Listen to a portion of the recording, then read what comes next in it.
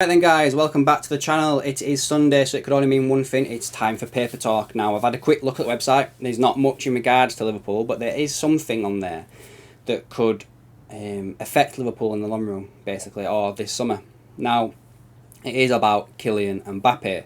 Now, I'm not going to start saying that Liverpool are going to sign Kylian Mbappe, because when you look at the numbers that are being talked about here, we have literally no chance unless the player basically turns around and says, I don't care about the money, I want to come to Liverpool, I want to win trophies at Liverpool. That would be the only chance we have in signing Mbappe, right?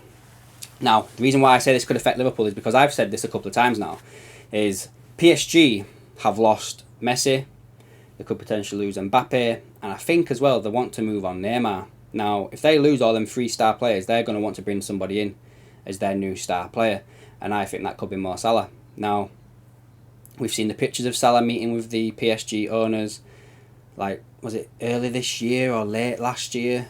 And everyone kind of thought he was speaking to them because Liverpool was up for sale and they might have been interested in buying Liverpool, but I don't believe that. I believe that he was there basically having a chat, in regards to football stuff, and, the conversation would have come up like, oh, would you ever move to Paris? It would have mentioned it, wouldn't it, guys? Would have mentioned it. Now, basically, as it stands right now, Chelsea and Al Hilal, the Saudi Arabian team, have begun the process of trying to sign Mbappe from PSG.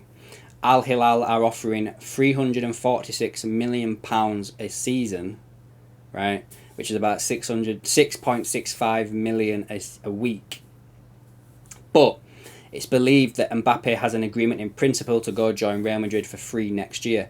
Now, Mbappe has said that he's going to stay, he's willing to sit on the bench all season. He ain't bothered about what crack is. And I think the French Football Players Association have got involved and basically said that PSG are harassing him or something like that. Like they can't do what they're trying to do. So he might end up staying at PSG and just run his contract down. Because at the end of the day, PSG can try and sell him wherever they bloody want, but if the player doesn't agree to the move, he ain't going anywhere. Do you know what I mean?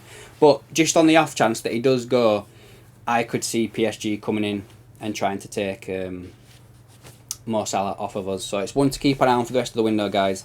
One to very much just keep it in your mindset of this is a potential. And so just keep your eye on the Mbappe situation. No matter where he goes, obviously he's not coming to Liverpool, but just watch what happens in that situation. I wouldn't write it off just yet. So there was a couple of other articles I wanted to cover. One was about Jurgen Klopp saying that he wanted to stay at Liverpool and not take on the German job, the German international job. Germany host the Euros next year, and I think Hansi Flick has only won 4 of his last 16 games. The pressure's on him, basically.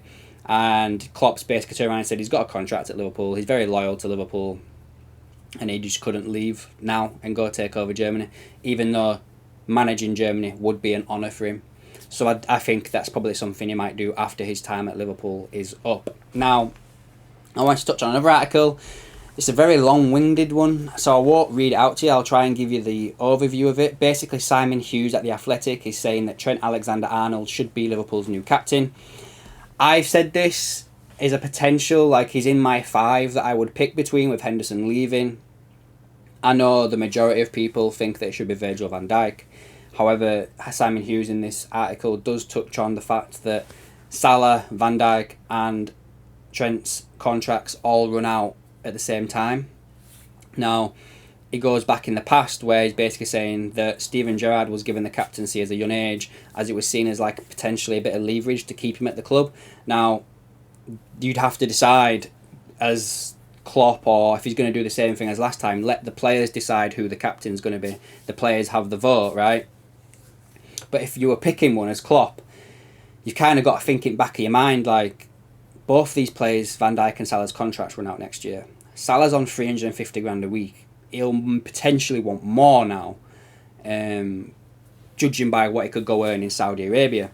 Van Dijk also, and Trent, would want similar money to what Salah's on now if they were going to become the captain.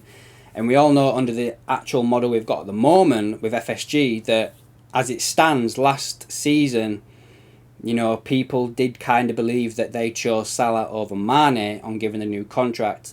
But I kind of believe that Mane wanted to leave anyway because he saw his arse about the whole Salah situation, not being the main man in that. I think he just wanted to move on. But yeah, Simon Hughes is pushing for Trent to become captain, and I can see that angle. It all depends on if they get new contracts signed. Like, if it comes out this year or this summer that Van Dijk signed a new deal and he's now the new Liverpool captain, fair enough. But I just want it to be, whoever the new captain is I want it to be long term. I don't want it to be another short term appointment. You know, we had Henderson for captain for a while now. We had Gerrard as captain for years, and Sami Hyypiä before that for years. So let's try and keep it so we've got a captain in place now. Trent would be the obvious one for long-term longevity, but I get the opinion of Van Dijk also. And then the last article I want to touch on today, guys, was James Pearce again at The Athletic yesterday, saying that Henderson completed his medical on Friday ahead of his £12 million move to Saudi Arabia. He's set to sign a 3-year contract, ending his 12-year career at Liverpool. He underwent the medical in Manchester on Friday and is now awaiting on paperwork for the deal to go through. And then the plan will be for him to link up with Gerrard's squad in Croatia next week. Is there anything else to touch on here? Just bits and bops about all this. Fabinho is also expected to move to Saudi Arabia. Talks have taken place over the structure of the deal after they tabled a bid of £40 million. Now, let's just touch on one other thing as well in this article. Liverpool at the moment's midfield options are Szoboszlai, who picked up an injury yesterday, not supposed to be serious though, Alexis McAllister, Tyler Morton, Stefan Bajcetic, Curtis Jones, and Harvey Elliott, if I've not already said that already. We've got Thiago as well, so we've got 7 there. I know that Trent's playing midfield, so potentially 8. Are you happy with that midfield? I know that Klopp did a podcast yesterday with the Liverpool website, or We Are Liverpool podcast, and he said that we will sign new players. Let me read his quotes out actually, so I can find them for you, just so I'm not actually talking rubbish.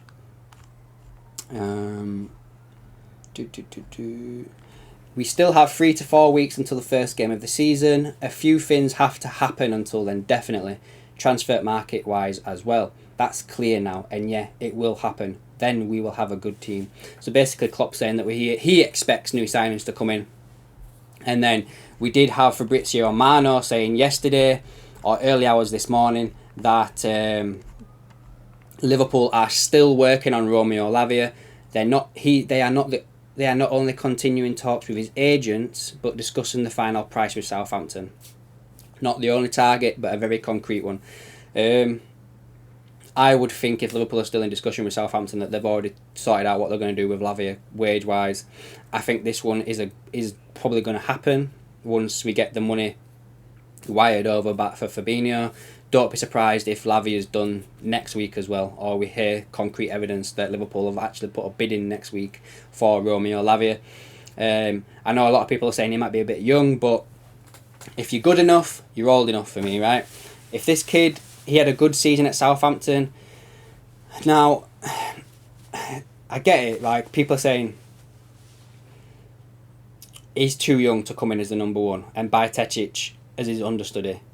I get it, right?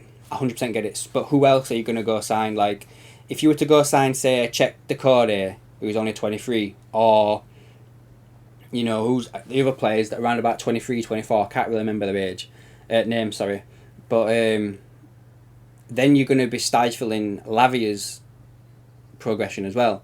So if Liverpool were to go sign Romeo Lavia, I would expect that we go and sign someone a little bit older. So say someone like a Palhinha or Amrabat or someone like that, just because we can say, right, you're going to be the starter for the next 2 years. Lavia's going to come in and do like cup games, Europa League, blah, blah, blah, blah, and cover you when you're injured. But then after 2 years, we'll move you on. And then Lavia will become the new starting 6. That's how I see it. That's what I would do, just because I think if you get 2 people that are very similar in age, they're blocking each other, do you know what I mean? So it's one of them.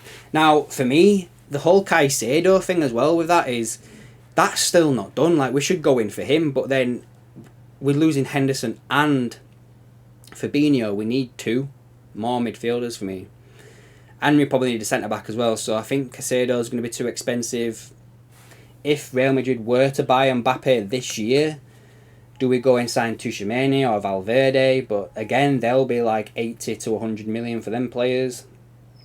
So yeah, Romeo Lavia seems to be the one that's very much concrete here, guys, according to Fabrizio Romano.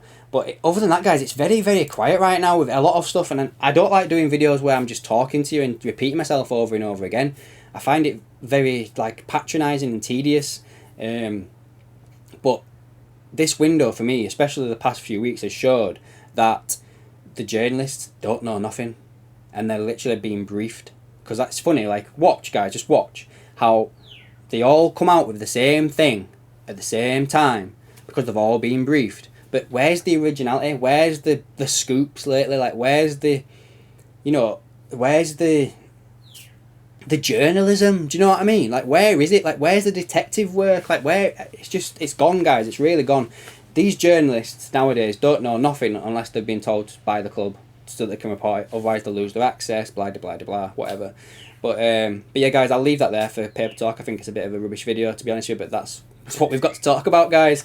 Anyway, put a comment down below leave your thoughts on potential captain, Romeo Lavia deal, Mbappe, Salah. Like, what are your thoughts, guys, there? Let me know down below in the comments, and I'll catch you in the next one.